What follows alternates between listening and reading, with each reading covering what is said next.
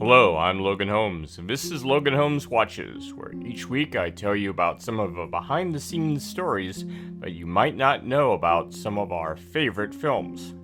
This week we take a look at a film that was 65 million years in the making. Welcome to Jurassic Park.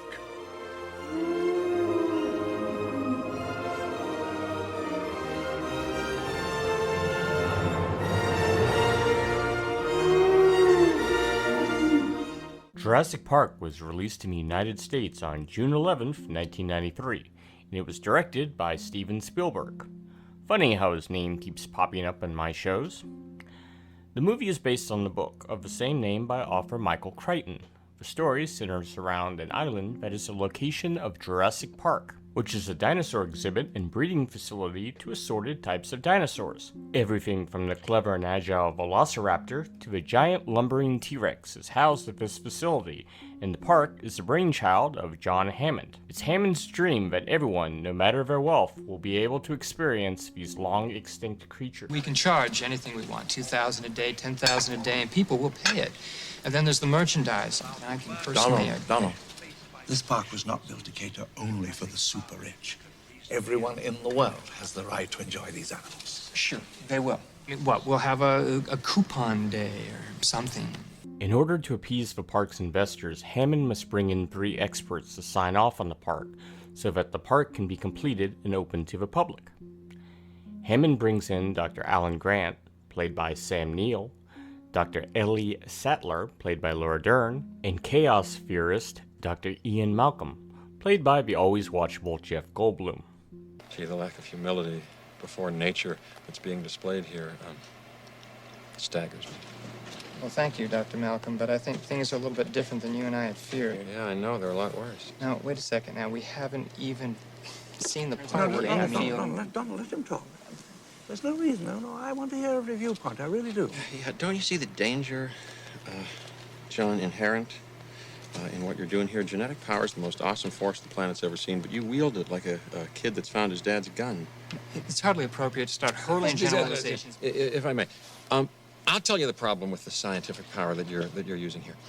It didn't require any discipline to attain it. You know, you read what others had done, and you took the next step. You didn't earn the knowledge for yourselves, so you don't take any responsibility for it.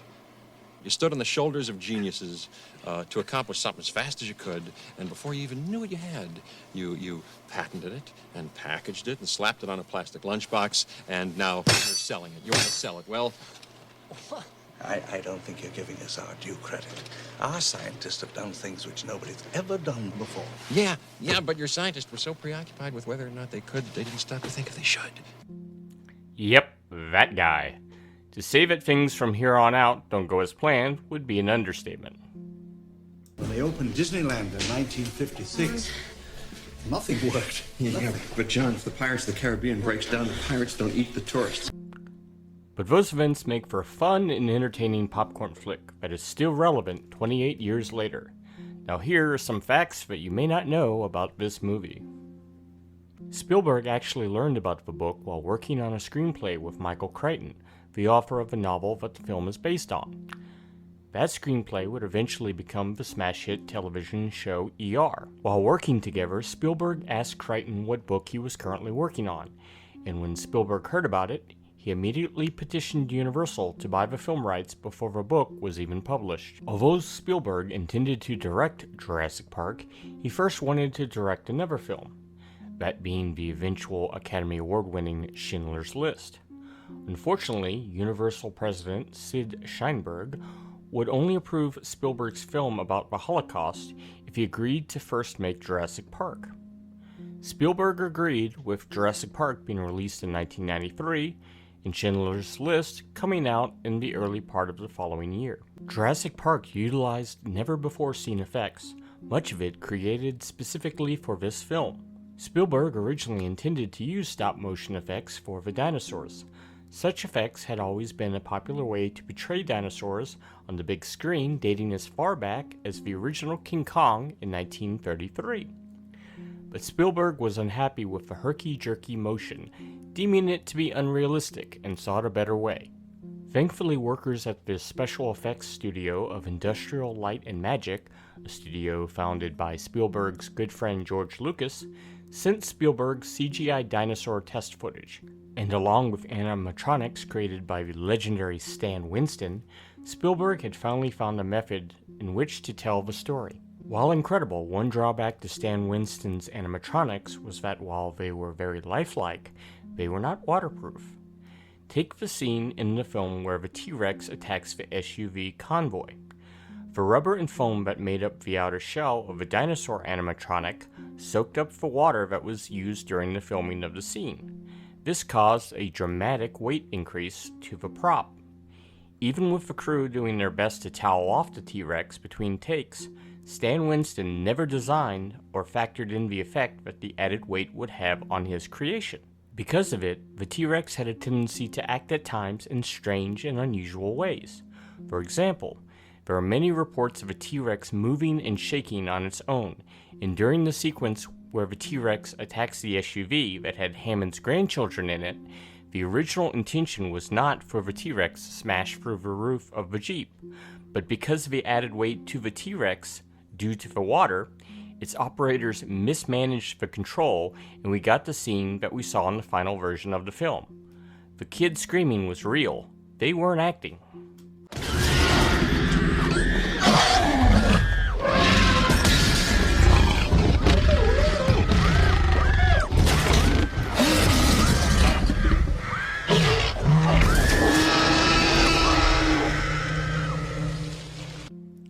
In another instance of art imitating real life, one of Jeff Goldblum's character's lines was actually inspired by real events that happened during the production of the film.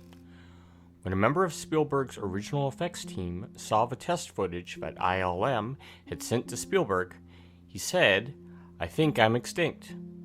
Thankfully, that worker was still kept on in an advisory capacity on the film. Spielberg liked the line so much that he had it written into the script. When the experts are touring the facility, Dr. Grant says, "We're out of a job," to which Dr. Malcolm responds, "Don't you mean extinct?" So what are you thinking? We're out of a job. Don't you mean extinct? During the final days of filming in Hawaii, a Category 4 hurricane named Aniki hit the island. The storm caused damages with winds up to 145 miles per hour. Oddly enough, the actor that played the park's creator, John Hammond, Richard Attenborough, he had also come out of retirement to play the role, slept through the entire storm. When asked how he was able to do this, he responded that he had also managed to sleep through the London Blitz during World War II. Here are some other actors that were considered to play the film's main roles. The late William Hurt, Richard Dreyfuss, and Harrison Ford were offered the role of Alan Grant, but they turned it down. In fact, whenever Ford mentions that the only roles that Spielberg ever offers him is that of Indiana Jones, Spielberg is often quick to remind the actor of this fact. Spielberg originally envisioned actor Sean Connery to play the part of John Hammond. Even though Connery had prior experience working on movies based on the works of Michael Crichton, having worked on the 1978 film The Great Train Robbery, and would also go on to star in the film adaptation of the author's book Rising Sun, Connery reportedly asked for too much money to play the part, so Spielberg had to look elsewhere for an actor to play the role. Both Sandra Bullock and Robin Wright were considered for the role of Dr. Ellie Sattler. The part would eventually be played by Laura Dern. Wright would go on to have a major role in the 1994 movie Forrest Gump, and Bullock would also find huge success that same year with another movie that you may have heard of called Speed. However, the casting what if I probably find the most interesting was that of Jim Carrey, who auditioned for the role of Ian Malcolm. Carrey reportedly had a wonderful audition, but the part ended up going to Jeff Goldblum. Don't feel too bad for Carrey though, because he would go on to find major box office success with the triple threat that is Ace Ventura: Pet Detective, The Mask, and Dumb and Dumber. The iconic roar of a T-Rex was comprised of a multitude of different animals, that being a tiger, an alligator, and a baby elephant.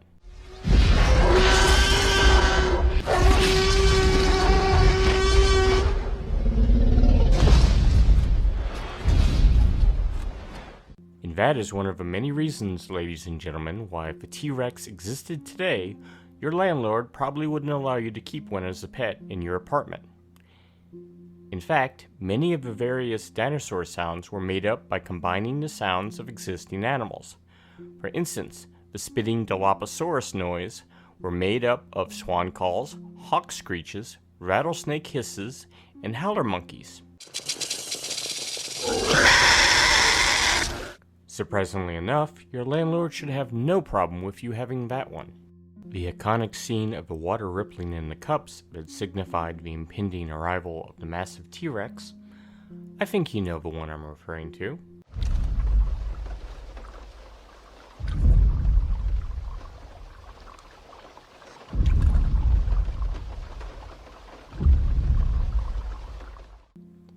Was inspired when Spielberg was listening to the band Earth, Wind and Fire in his car with the bass turned up. The effect was achieved by having a crew member stationed under the dash of the SUV and plucking a guitar string. I guess sometimes the simplest solutions are still the best. After filming, in order for Spielberg to start working on Schindler's List, he handed over some of his duties to his friend George Lucas. Because of this, Lucas was given a special thanks credit in the final film. Now, as much as I love Jurassic Park, it is far from a perfect film. It has several continuity issues that once you notice them, they cannot be unseen. For instance, towards the beginning of the film, when Dr. Grant enters a trailer and encounters John Hammond for the first time, you will notice that the exterior shot shows him opening the door from one side, but after entering the trailer, we see him close the door with it being mounted on the opposite hinge. In the scene where the SUVs are first entering the huge wooden gate, if you look closely, you will notice that the fence only extends for a few feet. Hopefully the dinosaurs never notice that. In both the opening scene where they are unloading the Velociraptor and in the scene where they are later stalking the children in the kitchen, you can see parts of crew members in the shot. In the kitchen scene, it's actually because a crew member had to steady one of the velociraptors and prevent it from falling over. Perfect killing machines indeed. During the iconic scene of a helicopter landing, you can see that there are jeeps parked next to the water, but once the helicopter lands, you see those same jeeps backing up to pick up the new arrivals. And finally, with the aforementioned first T-Rex attack scene, where exactly did the pit that the SUV falls down in the enclosure come from? We saw that the ground was solid. We saw that the goat get raised up from a platform in the ground. And yes, while the T-Rex is tall, it is nowhere near tall enough to have been able to climb out of that pit. Now, do any of these issues take away from my enjoyment of the film? No. But it is somewhat refreshing to know that even mega blockbuster movies such as Jurassic Park are capable of having flaws. See, there is hope for the rest of us. So in conclusion, Jurassic Park is a lot of fun, and I can still remember the anticipation that my brother and I shared as kids when we were waiting for it to come out. We were not disappointed after seeing it, and I reckon from the box office returns, a lot of you weren't either.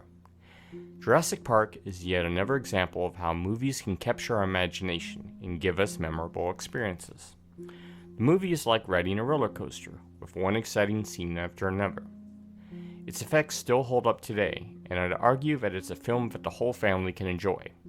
However, the smaller ones might find some of the scenes a tad disturbing, particularly if they are fans of goats.